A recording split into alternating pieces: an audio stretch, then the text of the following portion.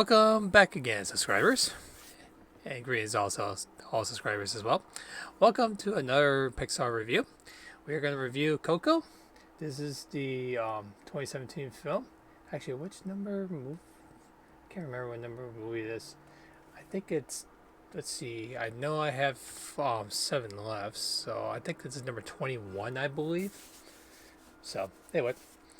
Okay, so it's based on an idea by Lee Unkrich. It's directed by himself, co-directed by Adrian Molina. Starts with Anthony Gonzalez, Gael Garcia Bernal, Benjamin Bratt, Anna Bach, Renee Victor, Ana Margarita, and Edward James Olmos. The Edward James Olmos. Nice. This story follows about a 12-year-old boy named Miguel who is accidentally transported to the land of the dead, where he seeks help of his deceased musician great-grandfather to return him to his family among the living and to reverse his family's ban of music. And let me tell you, it wasn't easy. It wasn't easy for that one. Yeah. I gotta say this. Okay, this one, it was a very interesting idea to do this. Is because when I saw the trailer of it, it's like, this is about Day of the Dead kind of thing now, huh? So yeah. So he plays that magical guitar from his great grandfather. So he transported to the dead by accident anyway to find out what's going on and figure out how to get his grandmama, or actually his Coco's parents. Actually, I don't think that's his name's Coco, isn't it? I don't. No, it's Miguel. That's right, Miguel. Yeah. So he wants to get the music back, but the thing is, though, there was something happen in there, that makes the parents and also his grandma not the one that listen to music anymore. So yeah, there's been a lot of emotions in this one, folks. It is. The thing is, I haven't seen this film for quite a while, but I did see it a couple of times before, which I do need to rewatch this again. Yeah, the thing is, it may be maybe this may be a little bit too sad for some people, but to me, I don't. Let's see, it is a sad, but it's also a good thing too, to express about life and death, and also about things that they could done, or they want to do something and from their past, but it was too late to do that. But the funny thing is, they actually had the dead and the living talk to each other in person. It's like, oh man, it's just craziness here. It is.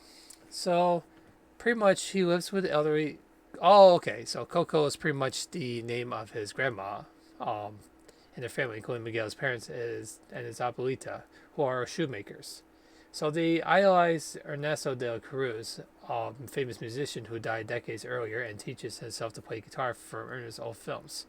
On the day of dead, Miguel accidentally damaged the picture frame that holds a photo of Coco with her mother and the family ofrenda, discovering that a hidden section of the photograph shows his great-great-grandfather holding Ernesto's famous guitar.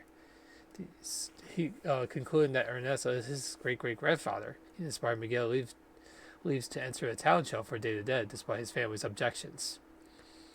So he break into Ernesto's museum. Miguel takes his guitar to use in the show, but once he strums it, he becomes invisible to everyone in the village plaza. However, he interacts with his skeletal dead relatives who are visiting from the land of the dead for the holiday. So pretty much the dead goes to the cemetery during the Day of the Dead and say hi to the relatives and stuff like that. So, which I thought that was very charming. It was a very charming idea doing that. The thing is, he discovered that he was cursed for stealing it from the dead and must return to the land of the living before sunrise, or he'll become one of the dead. To do so, he must receive a blessing from a member of his family. He immediately offers Miguel a blessing on the condition he ends his dream of becoming a musician. But Miguel refuses and resolves to seek Ernesto's blessing instead.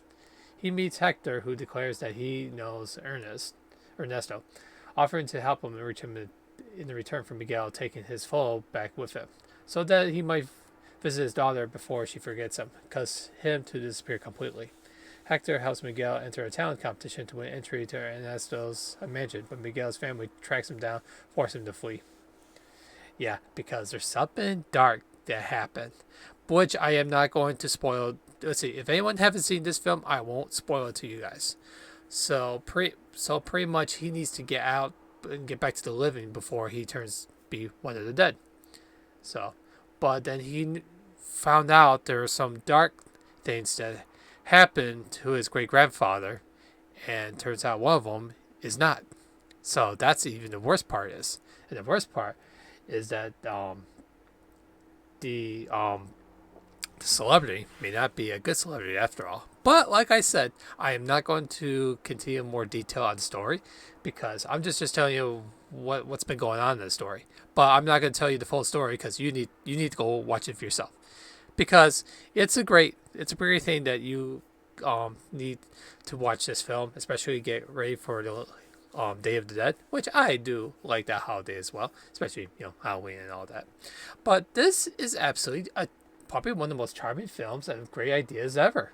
This is actually a nice original idea. This is not based on a book. It's based on the director's idea.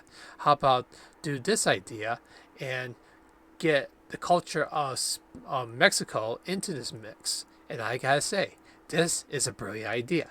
I do like the Mexican culture, especially like the sugar skulls, about the Day of the Dead. I do like the colors, the elements, and the idea of what the holidays is all about. The thing is, these characters, I gotta say, this is actually, I love them all. I really do. Because they show their personality in each one of them. And that's what's important in order to show in movies. You need to show personality. Because if you don't get the character's personality, it's going to flop. And it will flop for a good reason. There's some things that some movies can flop and may turn out to be good ones. Let's say the Iron Giant. That's a classic. It bombed, but there you go. So it doesn't mean if the box office doesn't get as much money there, it doesn't mean the movie's bad.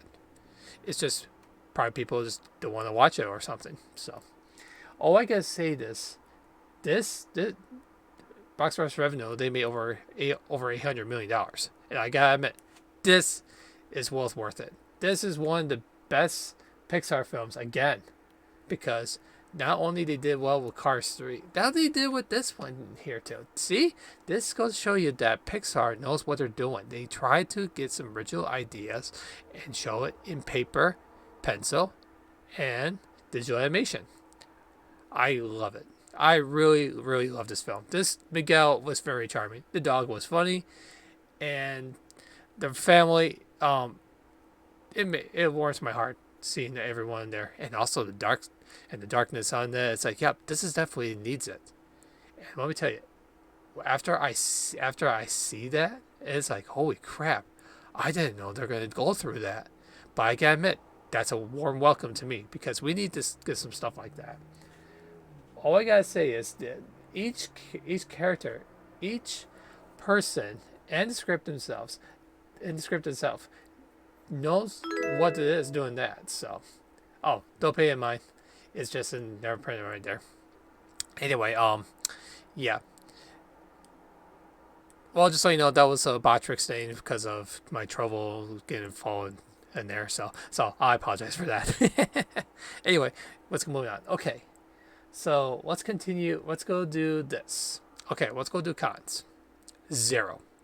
Absolutely 0.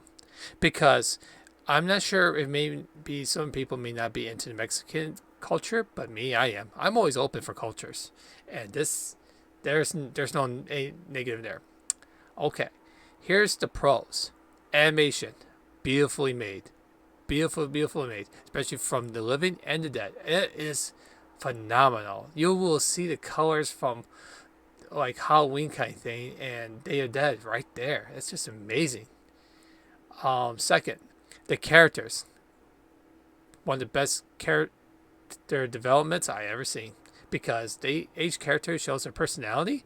They show 3Dism, and it shows the warmth and the elements of their emotions to each character, and they draw their relationships to each other. And I really love that idea. I'm glad they did that. That's how you do movies right there. Premise, excellent. Great idea, director. This is one of the best original ideas ever. Transferring from the living to the dead, all from a prop that is from the dead and transforms there. Great idea. That way it shows the mystery of the thing. And it's got a little mystery into it. I love that idea.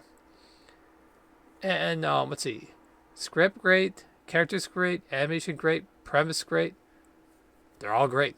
That's all I can say about it. Yeah. My conclusion is excellent movie. Watch this. You can watch it any time of the year. Or you can want to do it for Day of the Dead. Do that way, it's great. It's a great one. So, yeah, this is a classic Pixar film, and this one gives a 5 out of 5. Excellent movie. You gotta watch this. Trust me, this is a movie night for all your families, and you need to watch this. Trust me, you're gonna love it. Thanks for watching. All the movies, cartoons, and reviews I do are on Disney Plus. Make sure to subscribe and also give a thumbs up to help my content growing. Follow me TikTok, Twister. Wow, I say Twister. Twister. Twitter and Instagram. And I will see you on the next review.